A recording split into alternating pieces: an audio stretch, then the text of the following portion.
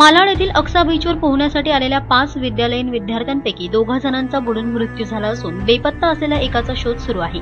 गेल्या मार्चपासून अक्सा बीचवर ही बुडण्याची 5वी घटना असल्याने या बीचच्या सुरक्षेचा प्रश्न आता पुन्हा एकदा ऐरणीवर आला आहे। या बीचची ओळख आता हादसा बीच अशी झाली आहे। 1999 पासून आजवर येथे 80 जणांचा बुडून मृत्यू झाल्याची माहिती महापालिकेचे निवृत्त जीवरक्षक रजनीकांत माशेलकर यांनी दिली। दुपारी 3:30च्या सुमारास 5 पैकी 4 महाविद्यालयीन विद्यार्थी अक्सा बीचवर गजिबो हॉटेलपासून 1 किलोमीटर अंतरावर उतरले। यात 2 मुलींचा समावेश होता। यातील राहुल विश्वकर्मा हा त्याच्या पायाला लागल्याने किनाऱ्यावरच मित्रांचे कपडे सांभाळत थांबला होता, अशी माहिती मालवणी पोलीस ठाण्याचे निरीक्षक भास्कर सावंत यांनी दिली। अक्सा बीचवरती दुपारी 3:30 वाजताच्या दरम्यान 5 मुले समुद्रावर फिरण्यासाठी आलेली होती। त्यापैकी 4 मुले पाण्यात पोहण्यासाठी उतरली आणि एक मुलगा बाहेर बसला।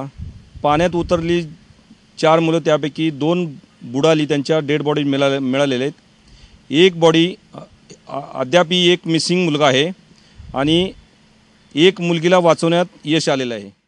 आपले मित्र बुडत असल्याचे लक्षात येताच राहुल विश्वकर्माने बचाव बचाव अशी ओरड सुरू केली। त्याचा आवाज ऐकून येथे तैनात असलेले जीवरक्षक आणि FRT जवान पाण्यात उतरले। त्यांनी तिघांना पाण्यातून बाहेर काढले, मात्र तोपर्यंत यातील दीपशिखा गुप्ता आणि हेमंत शर्मा यांचा बुडून मृत्यू झाला होता। दरम्यान शेखर गायकवाड हा तरुण बेपत्ता असून त्याचा शोध सुरू असल्याची माहिती अग्निशमन दलाचे अधिकारी आत्माराम मिश्रा यांनी दिली। आमचे लाईफगार्ड वगैरे होते, चौकशी केली तर 3 जणांना आमच्या लाईफगार्डनी ऑलरेडी काढलेला।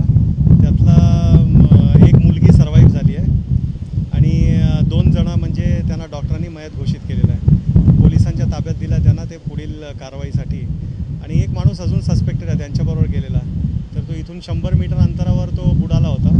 तर आम्ही कोस्टल एरियामध्ये 1.5 किलोमीटरमध्ये सगळा शोधला, किनाऱ्यावर अजून आलेला नाही। त्याच्यासाठी ते नेव्हीचे डायव्हर्स वगैरे बोलवले, आता ते ऑन द वे आहेत। या दुर्घटनेत वाचलेल्या मरोळच्या मोनिका फर्नांडिस हिला वाचवण्यात जीवरक्षक मोहन एरंडे, प्रीतम कोळी, समीर कोळी यांना यश आले।